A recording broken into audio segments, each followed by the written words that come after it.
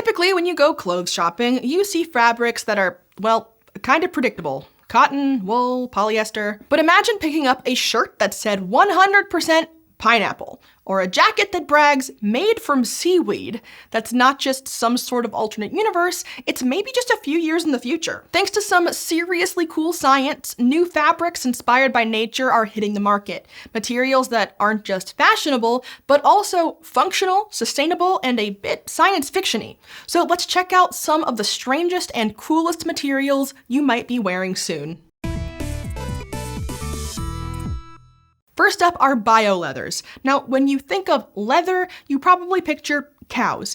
Maybe if you're feeling fancy, crocodiles. But there's also a way to make leather from pineapples and mushrooms. Your controversial pizza toppings made leather. Let's start with pineapple leather, often known by its trade name Piñatex, which sounds like something you'd order at a tiki bar, but is wearable. It's made from pineapple leaves, which are usually tossed out after harvesting the fruit. However, pineapple fibers have a high specific strength, meaning they are very strong for their size, making them an ideal starting material for textiles. It comes from all the cellulose in there. And when manufacturers of this material are done, the leftover plant materials can go right back to the soil as fertilizer. So one day, you could be rocking pineapple leather boots while helping pineapples grow.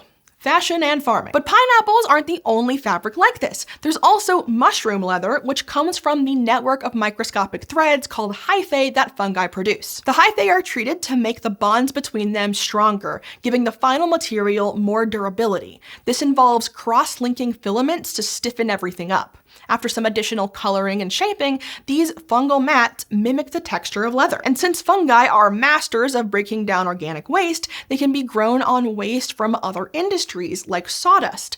Upcycling waste into something luxurious while avoiding animal use sounds like a major win-win. And if you really want the classic leather from cows, but don't want to actually be involved in harvesting a real cow skin, there may be a solution for that too. Scientists are developing lab-grown leather. They're taking cells from cows and growing them into sheets that can be tanned to resemble traditional hides. This process is still in its infancy, but you may be able to have a lab-grown wallet soon enough. And if leather's not your vibe, don't worry, this next material is more about function than fashion. Seaweed is good for more than just rolling sushi rolls. It can be made into comfy clothes that are fireproof, or at least more fireproof than a lot of other materials. To make these fibers, one company is harvesting seaweed from Icelandic fjords. They trim the tops and leave the rest to regrow like a seaweed haircut. Once the seaweed is harvested, it's processed into a pulp and combined with cellulose from wood. Then, like extruding spaghetti, the pulp is forced through a machine with tiny holes that shape the pulp into long fibers. These fibers can be used just like yarn to make fabrics. But seaweed is way cooler than yarn. Seaweed fibers that contain a compound called carrageenan are naturally flame resistant. Carrageenan contains sulfur, which plays an important role in fire inhibition. As the carrageenan fibers start to burn, sulfur-based free radicals are created. Typically, free radicals are thought of as being a bad thing, but in this case, the sulfur-free radical might reduce other fire-provoking free radicals. In addition to this, when the carrageenan fibers are burned, they create a layer of char around the fibers, which helps to prevent heat from building and ultimately shortens the period of combustion. Natural flame retardancy is a big win because a lot of the chemicals that get applied to fabrics to make them hard to burn are toxic. Plus, seaweed fabrics don't need fertilizers or farmland. And according to the company that makes seaweed fabric, it's biodegradable and produced in a closed-loop system, meaning no toxic waste gets left behind. While seaweed can help your clothes fight fire, another futuristic fabric takes on ice. And for that, we need to look to the ultimate sub-zero survivalist, the polar bear. But before I tell you more about that, a quick ad. This SciShow video is supported by Brilliant, an online learning platform that helps you build real knowledge through lessons you'll actually remember. Brilliant's courses are designed with strategies for fast skill building, and they're developed by professionals from places like MIT, Caltech, Microsoft, Google, and more. So you get to learn from the best no matter what area you're interested in. Brilliant offers interactive lessons on everything from math and science to data analysis and programming. And we've seen tons of new classes added in the years that they've supported SciShow. To check them out, out, visit brilliant.org/scishow, scan the QR code on screen, or click on the link in the video description. You can try Brilliant for free and get 20% off an annual premium subscription. Polar bears are the masters of warm winter fashion. Their fur is extremely warm and good at preventing ice formation. For polar bears, this is useful for frequent dips into freezing cold water.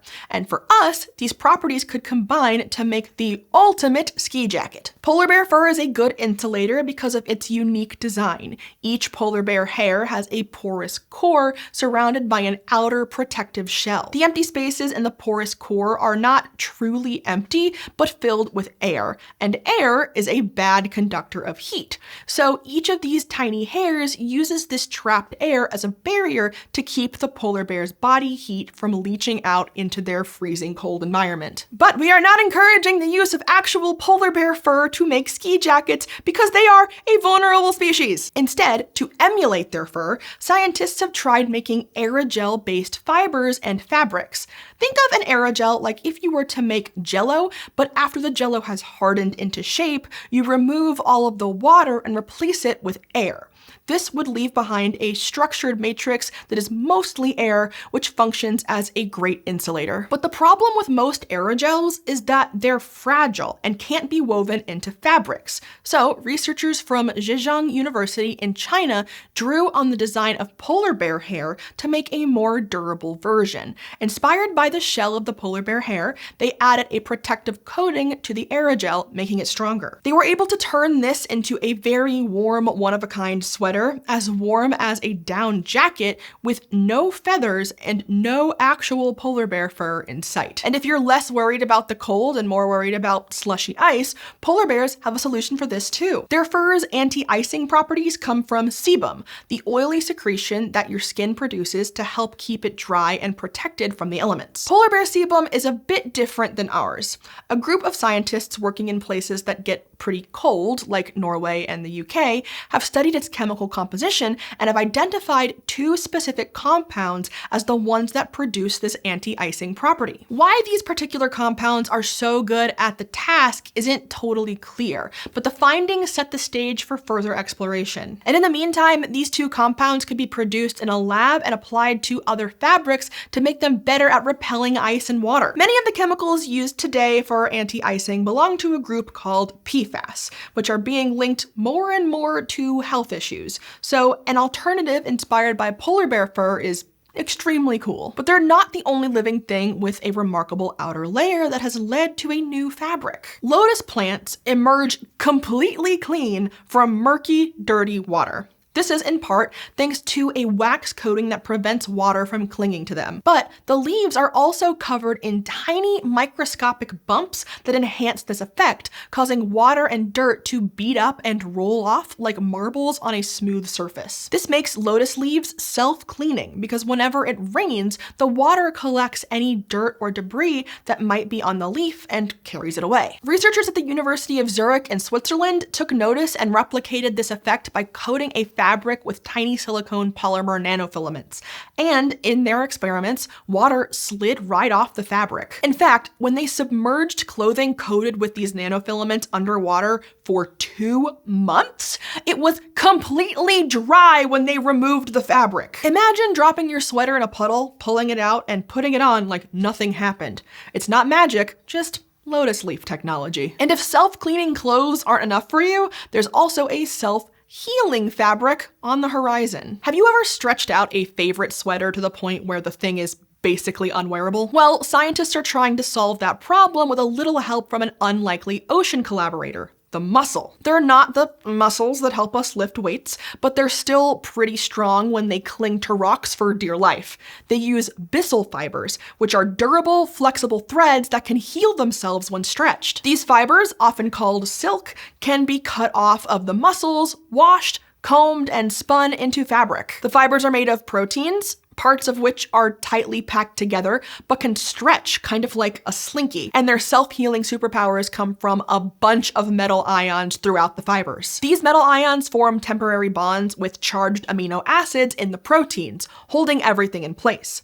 When the fibers stretch, these bonds break and the proteins unfold. The cool part is that the proteins tend to return to their original compressed state, so the bonds eventually reform and pull the fibers back together, compressing that slinky back into its original shape. Imagine having clothes that can do that. Although we're not quite there yet, researchers are hard at work designing and testing materials that can self-heal using the same protein-metal interactions found in the muscles. These fabrics might sound futuristic, but some of them are already here. You can buy mushroom leather handbags and seaweed fiber shirts today. Some of them are still luxury products with high price tags, but as technology gets better and cheaper, we might see a world where pineapple boots with the polar bear fur are as normal as cow leather boots. Nature has given us a whole catalog of materials to work with, so who knows what we'll be wearing next.